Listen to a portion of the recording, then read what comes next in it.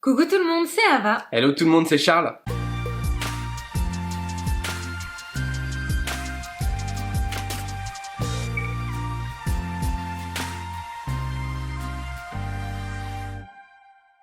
On espère que vous allez merveilleusement bien, comme toujours. Nous aujourd'hui, on est super contents parce qu'on continue notre série de vidéos, les snacks industriels version fait maison. Je pense que c'est la série de vidéos qu'on a créée qui vous plaît le plus quand clair. on voit le nombre de vues de chacune de ces vidéos.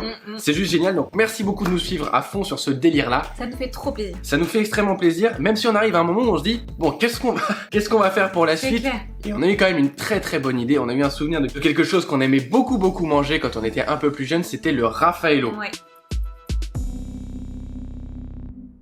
Je pense que vous connaissez, c'est tout blanc, c'est tout joli, ça ressemble au Ferrero Rocher, d'ailleurs je crois que c'est de la marque Ferrero. Et c'est à la noix de coco. C'est à la noix de coco, avec aussi une association sur l'amande, et une amande au milieu. C'est délicieux, c'est tout doux, c'est absolument bon. régressif. On va revisiter ça aujourd'hui. D'ailleurs, n'hésitez pas si vous avez des idées d'autres snacks industriels à nous proposer juste en bas dans les commentaires. Ça nous aidera beaucoup à vous faire les prochaines vidéos en fonction de ce que vous aimez. En tout cas, aujourd'hui, dans ce Raffaello maison, on va faire un financier à la noix de coco, avec une ganache montée à la noix de coco, un praliné à la noix de coco, Et à l'amande, un glaçage rocher qui sera coco et amande. Et on va pas aller beaucoup plus loin, c'est pas extrêmement compliqué. Par contre, sur la gourmandise, on veut être à 2000% de on va y être, gourmandise. je pense. Il faut que vous baviez. Si votre clavier est sec à la fin de cette vidéo, On a loupé. notre mission. Bon, si ce programme vous allèche, eh bien, vous vous abonnez dès maintenant. Un pouce bleu, j'allais dire moi.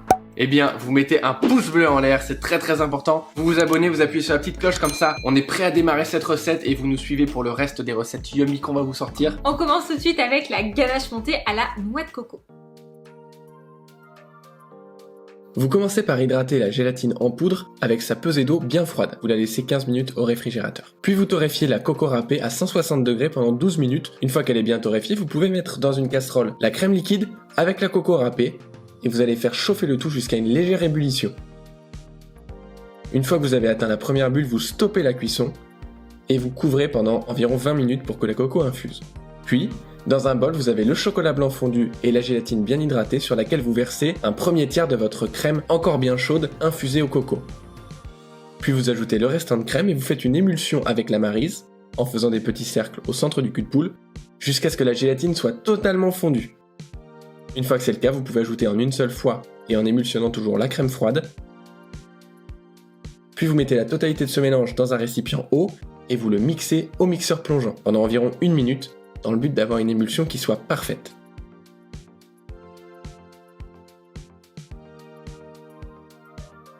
Une fois que c'est fait, vous pouvez réserver dans un récipient le plus large possible. D'abord, vous tamisez pour récupérer la poudre de coco.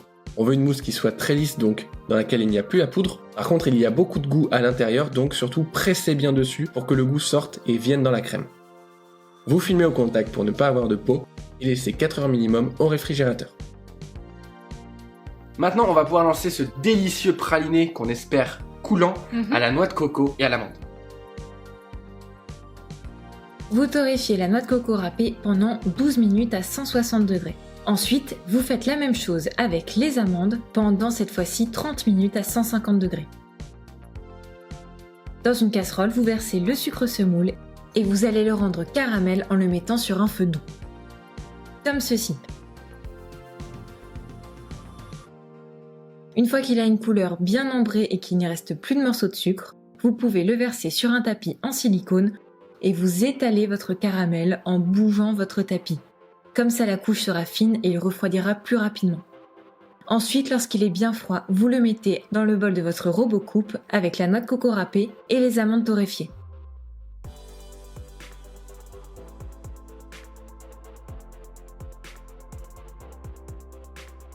Vous allez ensuite le mixer jusqu'à obtenir un praliné bien lisse, que vous allez placer dans des empreintes demi-sphères. Évidemment, nous vous mettons comme d'habitude les références des moules que l'on utilise en description.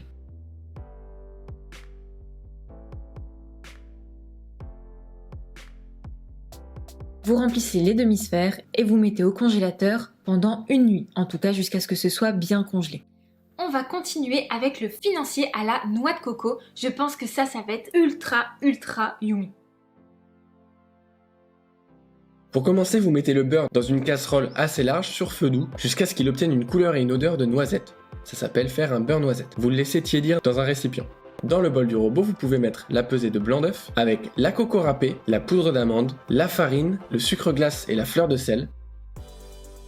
Vous ajoutez également le sucre de coco et à l'aide de la feuille, en première vitesse, vous allez mélanger le tout jusqu'à avoir une texture homogène.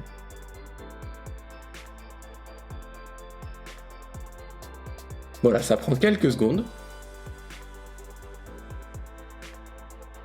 Une fois que c'est homogène, on va pouvoir ajouter notre beurre noisette tiédi, c'est très important, on veut éviter au maximum les chocs thermiques.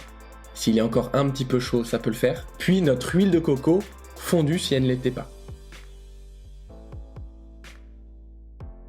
Et on va avoir un super goût de coco dans ce financier coco. On mélange bien la feuille, et une fois que le tout est homogène, on récupère cet appareil qu'on va venir couler à l'intérieur d'un moule à cake par exemple. En fait, dans le support que vous voulez, l'idée c'est qu'il soit sur environ 1,5 cm d'épaisseur. Vous le cuisez 15 minutes à 170 degrés. Une fois qu'il est tiède, vous le retournez sur une plaque.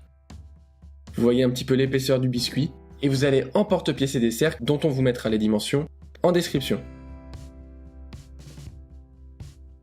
Vous voyez qu'ici notre biscuit est un petit peu épais, nous on veut qu'il fasse environ 1,5 cm d'épaisseur, donc on vient le recouper si besoin. Le fait de l'avoir cuit bien épais le rend très moelleux.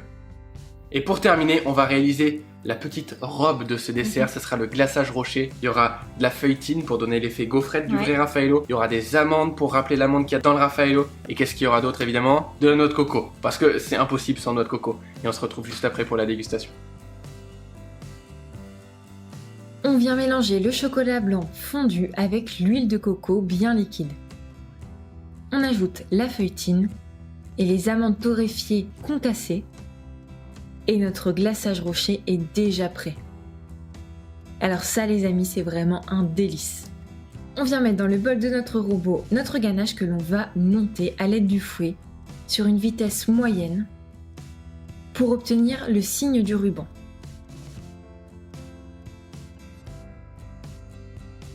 Comme ceci. On prend ensuite nos moules et on vient pocher jusqu'à moitié de la hauteur notre ganache montée. On récupère ensuite notre praliné et on vient coller 2 demi-sphères pour créer une sphère. On chauffe légèrement avec la paume de la main et sur le tour de notre sphère pour que ça adhère. On vient ensuite l'insérer à l'intérieur de notre ganache montée. On la place bien au centre et on recouvre de ganache montée.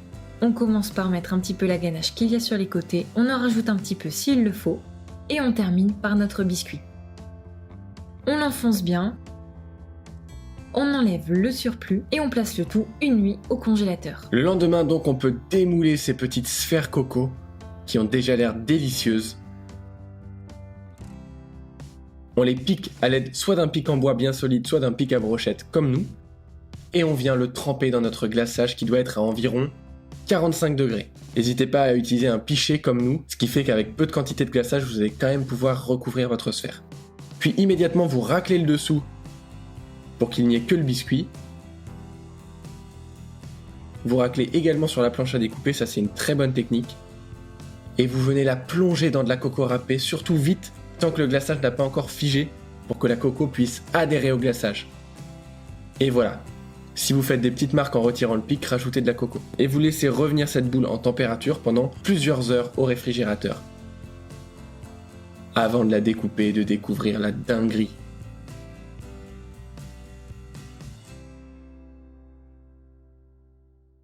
Bon, on s'est fait des bouchées de Stremont, clairement. Mais ça sent tellement bon. Je sais pas comment ça rentre. Hop là. C'est qui, c'est toi ou c'est moi? C'est toi. Oh non. Allez hop, t'as été volé. Allez, c'est parti.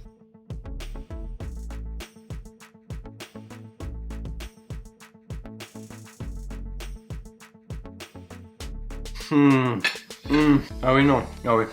Ah ça c'est délicieux. Alors ça c'est incroyable. C'est un Raffaello mais en meilleur. C'est meilleur, franchement. C'est dingue, c'est juste parfaitement Ouais. équilibré. J'avais hyper peur parce qu'on a mis beaucoup de praline à l'intérieur. Je me suis dit mince, ça va être trop sucré, ça va être écœurant. Quand on a vu la découpe, on a un peu paniqué, on vous avoue. Mais honnêtement, le praliné, il est pas du tout sucré. Avec Non. la coco torréfiée, on sent bien la torréfaction. Ça a un goût puissant, c'est délicieux. Il y a ce petit côté croustillant avec la feuilletine, avec l'amande aussi qu'on cassait dans le glaçage rocher.